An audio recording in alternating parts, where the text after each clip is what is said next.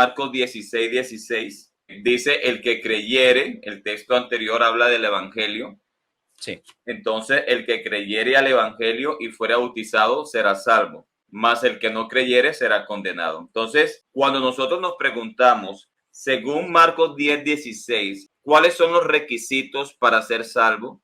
El versículo nos responde que los requisitos son dos: creer al evangelio y ser bautizado. O sea, a blanco y negro, el texto nos responde así. Si nosotros le preguntamos al texto, ¿qué necesito yo para ser salvo? El texto nos responde dos cosas: cree en el evangelio y bautízate y serás salvo.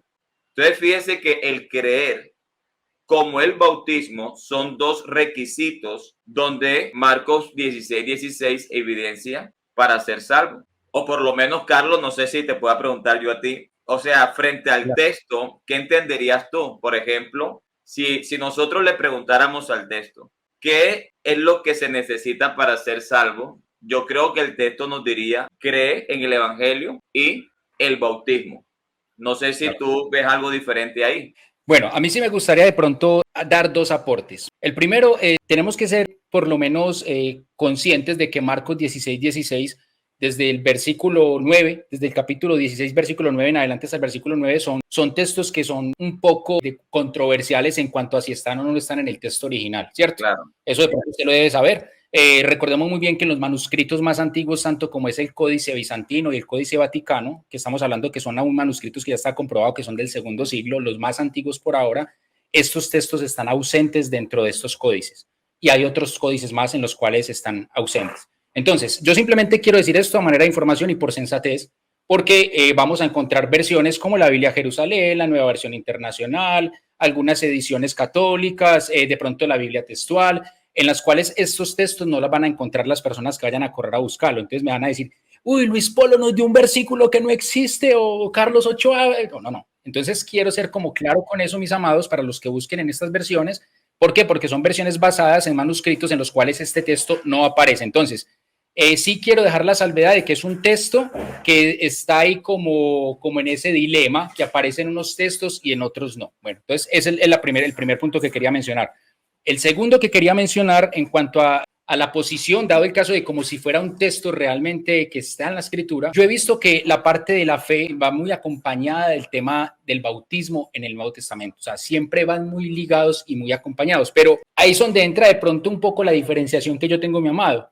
Y es que yo veo que muchas veces la escritura se encarga más de dar como un orden de sucesos antes que dar como una igualdad. Yo noto dentro de mi perspectiva, que eso es lo que vamos a seguir estudiando aquí a continuación, que la Biblia no tanto se encarga de empatizar la fe con el bautismo como si fuesen dos sucesos similares o dependientes el uno del otro, no, sino que yo veo que es como algo, por el contrario, ordenado, como si quien dice, para ser salvo, lo primero que tú tienes que hacer es creer. Eso es lo que yo noto de acuerdo a este texto y de acuerdo a muchos más. O sea, yo no encuentro en ninguna parte un texto donde dices, si tú eres bautizado, eres salvo. O primero eres bautizado y posteriormente creerás y serás salvo. No, yo siempre veo que lo que predomina en el tema del salvífico es la fe. Entonces, quise hacer este aporte, te voy a seguir escuchando, simplemente con base en lo que yo he notado en las escrituras, mi hermano. Gracias, Carlos, por tu aporte. Sí, partiendo de la premisa de que estamos tratando con un versículo que consideramos fidedigno dentro de las escrituras, el texto es claro, porque la palabra salvo está posterior a la experiencia del creer y del bautismo. El bautismo no está post, sino que está pre. Es decir, el creer está antes de la palabra salvo, al igual que la palabra bautismo. Es decir, entonces, el texto no nos está indicando que tú tienes que creer para ser salvo y como consecuencia de la salvación que has obtenido por el creer, entonces procedes al bautismo. El texto no nos dice eso. El texto nos dice que tanto el creer como el ser bautizado trae como consecuencia la salvación. Yo leyendo ahí el texto, mira cómo termina diciendo, mas el que no creyere será condenado. Mira que el mismo escritor no está enfatizando ahí el tema del bautismo. Sigue hablando acerca de la fe como no solamente la que salva, sino aún la que puede condenar. Ahí el juego de palabras me parece que es muy diciente y no simplemente está ya inmiscuyendo el bautismo ahí como un causal de condenación. El bautismo lo veo como parte salvífico mas no lo veo en ese versículo como parte condenatorio. Por el contrario, la parte condenatoria nos la da o nos la transmitiría el no creer. Ok, antes de proseguir a otro texto, sí quisiera tocar el texto y decir lo siguiente. Si usted observa, la pregunta que he realizado es la siguiente. ¿Qué es lo que se necesita para ser salvo? O, ¿qué es lo que no se necesita para ser condenado? Porque el texto dice, el que no creyere será condenado. Entonces, ¿qué necesito yo para ser condenado? El no creer. Listo. Pero la pregunta es, ¿qué necesito yo para ser salvo? No, ¿qué necesito yo para ser condenado? Para ser condenado, lo que necesito según el texto es no creer.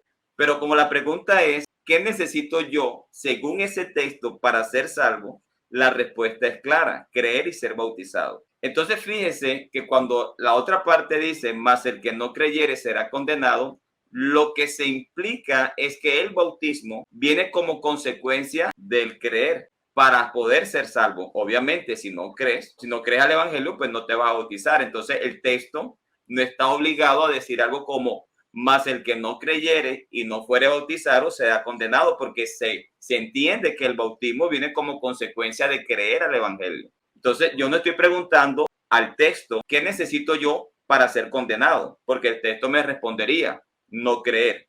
Lo que yo le estoy preguntando al texto es, ¿qué necesito yo según Marcos 16 para ser salvo? Y el texto me responde, creer y ser bautizado. De pronto quiero hacer como poner una analogía para hacerme entender mejor. Sí, adelante. Yo el texto lo podría decir así. Yo para poder culminar mi universidad debo matricularme y debo cumplir con los semestres.